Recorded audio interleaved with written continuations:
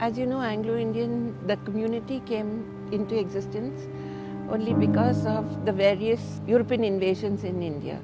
And it was the intermingling and intermarrying of these people which brought about this community. So their food as well is influenced by these European races. It's very mildly spiced and it's the taste of India, but not truly Indian. European cuisine was given an Indian makeover, and Indian dishes were tempered to suit the palates of the early European settlers and this very hybrid population.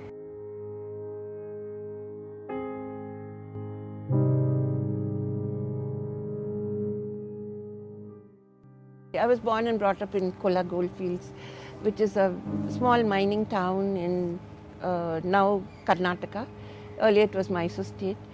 And it was a British-owned company for more than 150 years.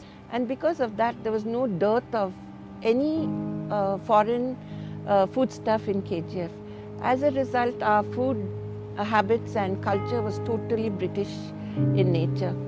I have many fond memories of my grandmother cooking, different types of old colonial dishes such as the grandma's country captain.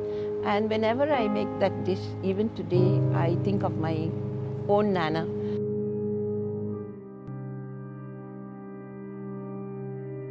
Every Saturday, the whole family would gather at my grandmother's place, just in time to see the servants grinding the masala on the grinding stone. And then my Nana would be there supervising the making of the dish. It was all cooked on firewood in those days.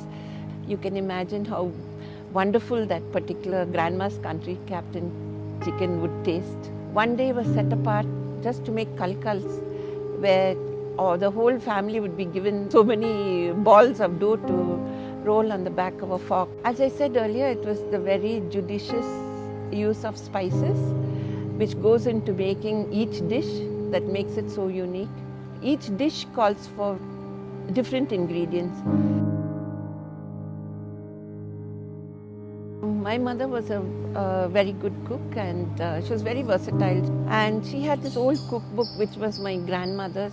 Actually, this book was written for the British ladies who came in the early years who didn't know about what ingredients they could use. It had very unique recipes in them which was not found in any normal cookbook in India. Having that as a guide, I decided to bring out my own books. I had written a cookbook for my daughter when she went to study in the UK. Then when my daughter returned to India, she gave me the idea, why don't you try to get this handwritten cookbook published? So that was the reason which sort of goaded me into writing these cookbooks. Anglo-Indian cuisine has many, many wonderful dishes, but my favorite ones are the lamb chops, both pepper and chili.